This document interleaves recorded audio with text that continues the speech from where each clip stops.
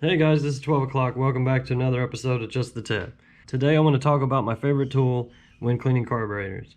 And it's not carb cleaner, although that's definitely an essential tool.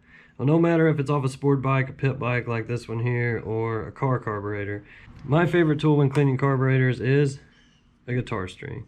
I use the end of it right here, and it can get through all the little passageways, even on these little jets.